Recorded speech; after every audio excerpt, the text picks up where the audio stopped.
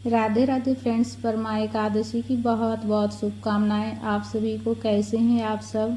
अधिक मास के कृष्ण पक्ष में पड़ने वाली परमा एकादशी की पूजा विधि मैं आप सबके साथ शेयर करूंगी और साथ ही परमा एकादशी के पारण का शुभ मुहूर्त क्या है वो भी मैं आप सबके साथ शेयर करूंगी।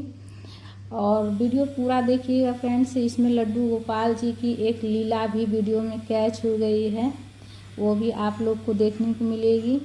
और जब वीडियो में शूट कर रही थी उसी बीच में लड्डू गोपाल जी की कुछ लीला जो है वो वीडियो में कैच हुई है, तो वो भी आपको देखने को मिलेगी, तो ज़रूर देखिएगा। और वीडियो अच्छा लगे तो लाइक कीजिएगा, शेयर कीजिएगा। चैनल पर नए हैं तो चैनल को सब्सक्राइब कर लीजिएगा। तो सबसे पहले तो परमा एकादशी के दिन सुबह जब स्नान कीजिएगा तो स्नान वाले जल में थोड़ा सा गंगा जल मिलाकर स्नान कीजिएगा, तो आपको गंगा स्नान का फल प्राप्त होगा। घर पर स्नान कीजिएगा तो उसके बाद स्वच्छ वस्त्र धारण कर कर उसके बाद जहाँ पर पूजा की चौकी लगाएंगे वहाँ अच्छे से साफ सफाई कर कर और पूजा की चौकी लगा लेंगे। पूजा की चौकी पर पीला रंग का कपड़े का आसन देंगे, इसलिए कि विष्णु भगवान जी का प्रिय रंग है पीला, तो पीला रंग हो तो पीला रंग के कपड़े का आसन दे दीजिएगा, या फिर जिस भी कलर का हो शुभ रंग होना चाहिए तो दे सकते हैं। अगर पीला रंग का नहीं हो आपके पास तो जो भी शुभ रंग हो उसका भी आप आसन दे सकते हैं। उसके बाद विष्णु भगवान जी को विराजित कर लिए हैं पुष्प का आसन देकर, कथा की पुस्तक भी, और गणेश जी को भी विराजित कर लिए हैं। तो देखिए पूजा जितना जल्दी हो सके कर लीजिएगा,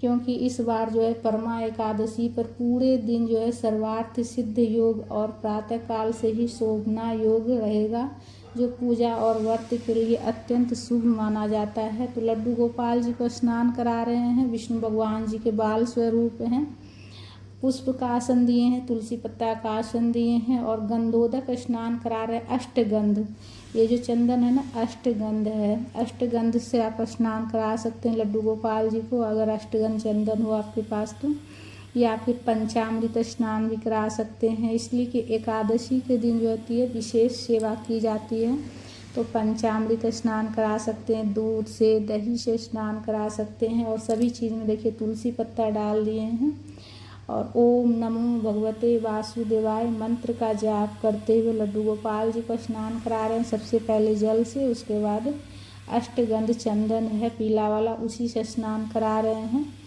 और ओम नमो भगवते वासुदेवाय मंत्र का जाप करते हुए लड्डू गोपाल जी को स्नान कराएंगे, पूजा अपना संपन्न करेंगे। ओम नमो भगवते वासुदेवाय मंत्र का जाप करते हुए, इसलिए कि विष्णु भगवान जी का प्रिय मंत्र है ओम नमो भगवते वासुदेवाय। लड्डू गोपाल जी का स्नान हो गया। स्नान वाले जल को इधर उधर नहीं फेंकेंगे, किसी पेड़ पौधे में डाल देंगे।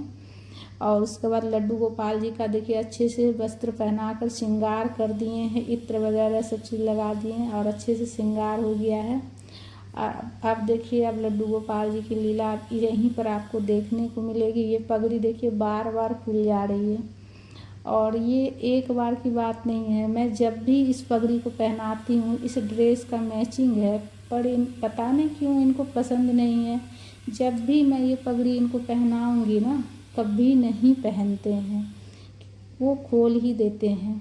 उसके बाद ये जो पगड़ी मैं पहनाई हूँ ये ऑरेंज कलर का है और ये हमारे कान्हा जी का फेवरेट पगड़ी है। ये जब पहनाऊँगी तो एक ही बार में पहन लेंगे, चाहे ड्रेस कोई सा भी पहने पर पगड़ी उनको यही पहनना है। तो जो मैं पगड़ी हटाई हूँ वो उस ड्रेस का लाल रंग का मैचिंग था, तो मैं वो पगड़ी जब भी पहनाई हूँ वो पहनना नहीं चाहते हैं लड्डू गोपाल जी कान्हा जी। जब भी मैं पहनाई हूँ वो तुरंत के तुरंत खोल के गिरा देंगे। ये अभी एक बार तो आप वीडियो में देखें, मैं तो 3-4 बार ऐसे रियल में भी आपको बता रही हूँ कि जब मैं वीडियो नहीं शूट करती हूँ तब भी अगर वो पगड़ी पहनाऊँगी ना तो वो पगड़ी तुरंत के तुरंत खोल के गिरा देंगे, ऐसे करते हैं। तो बस लड्डू गोपाल जी की कृपा है, उनका जो मन हो पहनने का वही वो पहनते हैं, ठीक है। तो सबसे पहले स्वच्छ जल में जल के छींटे देकर भाव स्नान करा लिए गणेश जी को और विष्णु भगवान जी को। तस्वीर में जितने ऋषि मुनि हैं, नारद मुनि सबको और गौ माता को भी। और सबसे पहले गणेश जी की पूजा कर लिए। वस्त्र के स्वरूप में कलावा समर्पित किए गणेश जी को, जनेऊ समर्पित किए, दुर्वा समर्पित किए, लाल वाला रोली चंदन से तिलक किए हैं गणेश जी को, पुष्प समर्पित कर लिए हैं। और विष्णु भगवान जी को भी वस्त्र के स्वरूप में कलावा समर्पित किए हैं, जनेऊ समर्पित कर लिए हैं। वस्त्र हो तो आप वस्त्र भी दे सकते हैं, वस्त्र भी समर्पित कर सकते हैं। फूल माला जो हो वो समर्पित कर लेंगे, और पीला रंग का फूल माला। और देखिए विष्णु भगवान जी को आप पीला चंदन से भी तिलक कर सकते हैं या फिर हल्दी से भी तिलक कर सकते हैं। विष्णु भगवान जी को हल्दी बेहद पसंद है, तो आप हल्दी से भी तिलक कर सकते हैं। और हल्दी से तिलक करने से घर में सुख समृद्धि आती है।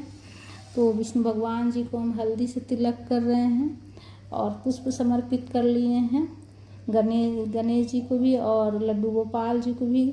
और कथा की पुस्तक में भी तिलक कर लिए हैं, विष्णु भगवान जी को भी पुष्प समर्पित कर लिए। दीपक का भी पूजा कर लिए, दीपक में भी पुष्प समर्पित कर दिए हैं और धूप प्रज्वलित करके धूप भी दिखा लिए हैं। उसके बाद हम भोग समर्पित करेंगे। तो देखिए इस दिन आप जो है ना भोग में दूध दही का भी भोग लगा सकते हैं, माखन का भी भोग लगा सकते हैं। और सबसे पहले जल का भोग लगाएंगे और उसके बाद देखिए दूध का भोग लगा रही हूँ यहाँ पर मैं। लड्डू गोपाल जी विष्णु भगवान जी के ही बाल स्वरूप हैं और लड्डू गोपाल जी को विष्णु भगवान जी को दूध दही माखन मिश्री का भोग बहुत ज़्यादा पसंद है। तो दूध दही माखन मिश्री का भोग लगा सकते हैं आप। दूध फीका दूध का भोग नहीं लगाइएगा, उसमें चीनी या फिर मिश्री बतासा डालकर भोग लगाइएगा। और सीजन का जो भी फल आपको मिल जाए आसानी से उसका भोग लगा लीजिएगा, किसी भी फल का भोग लगा सकते हैं। अधिक मास की जो एकादशी पड़ती है इसमें ऐसा कोई नियम नहीं है कि मतलब इस फल का ही भोग लगना चाहिए। इसमें कथा की पुस्तक में भी लिखा हुआ है कि इसमें आपको जो फल मिल जाए, सीजन का नया फल जो भी मिल जाए उसका आप भोग लगा सकते हैं सीजन के अनुसार। और जैसे कि बाकी और सब एकादशी में ये होता है कि हर एक एकादशी में मतलब अलग अलग नियम होते हैं भोग लगाने का। लेकिन अधिक मास की एकादशी जो होती है उसमें सीजन के अनुसार भोग लगाया जाता है। सीजन ऋतु फल जो भी मिल जाए आपको भोग लगा दीजिएगा। और देखिए उसके बाद हम पूजा में दक्षिणा भी समर्पित करेंगे। और कथा की पुस्तक पहले हो तो कथा पढ़ लीजिएगा हाथ में पुष्प लेकर, और गौ माता की भी पूजा कर लीजिएगा, इसलिए कि लड्डू गोपाल जी की सखा है तो गौ माता की भी विराजित कर लिए हैं। और उसके बाद दक्षिणा समर्पित कर रहे हैं गणेश जी को और विष्णु भगवान जी को भी दक्षिणा समर्पित कर रहे हैं। तो कथा की पुस्तक हो तो पढ़ लीजिएगा, नहीं हो तो सुन लीजिएगा, इसलिए कि हमारा व्रत और पूजन तभी पूर्ण होता है जब हम कथा पढ़ते हैं या फिर सुनते हैं। तो कथा की पुस्तक हो तो पढ़ लीजिएगा, नहीं हो तो आप सुन लीजिएगा, ठीक है। कथा पढ़ने के बाद आरती कर लेंगे। आरती आप एक और दीपक प्रज्वलित करके भी कर सकते हैं या फिर आप जो है ना कपूर से भी कर सकते हैं। और देखिए एकादशी में जागरण का बहुत ज़्यादा महत्व है, तो आप जो है ना जागरण भी कर सकते हैं, अखंड ज्योत भी अगर जलाना चाहे जला सकते हैं इस दिन, इसलिए कि एकादशी के दिन जागरण का बहुत ज़्यादा महत्व है। जैसे आप पूरी रात नहीं जाग पाएँ तो कम से कम 12 बजे रात तक आप ज़रूर से ज़रूर जागरण करिएगा। तो 12 बजे रात तक कम से कम दीपक भी प्रज्वलित कर सकते हैं आप, अगर आप चाहे तो कम से कम रात्रि में मतलब जिस समय से पूजा की चौकी पर आप दीपक प्रज्वलित कीजिएगा तो उस समय से लेकर रात्रि में 12 बजे रात तक कम से कम दीपक प्रज्वलित कर लीजिएगा। और उसके बाद आप सो सकते हैं, इसलिए कि देखिए अब पूरी रात की जागरण बहुत कम लोग कर पाते हैं, सभी का शरीर उतना मतलब नहीं रहा पहले जैसा कि मतलब कर सके। तो अगर पूरी रात्रि नहीं जाग पाते तो कम से कम 12 बजे रात तक। और उसके बाद पूजा हमारा संपन्न हो जाता है। आरती करने के बाद क्षमा याचना करेंगे, आचमनी कर लेंगे जल से 3 बार, दीपक की चारों ओर से घुमाते हुए 3 बार हाथ में जल लेकर आचमनी कर लेंगे।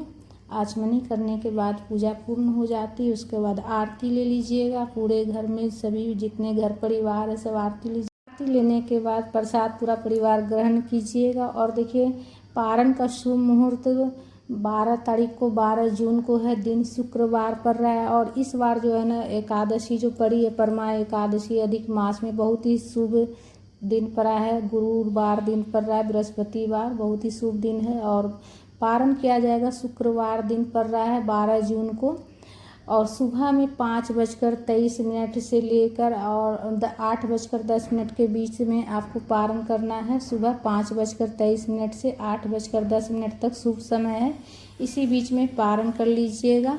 पहले जो है ना सबसे पहले विष्णु भगवान जी के पूजन कीजिएगा, स्नान करके ब्राह्मण को दान देने के लिए सीधा निकाल दीजिएगा। उसके बाद सबसे पहले तुलसी पत्ता जल ग्रहण कर पारण कीजिएगा। तो फ्रेंड्स, वीडियो अगर अच्छा लगा तो वीडियो को लाइक, शेयर, कमेंट और चैनल को सब्सक्राइब जरूर से ज़रूर कर लीजिएगा और ब्राह्मण के लिए सीधा निकाल कर दान जरूर कर दीजिएगा द्वादशी को।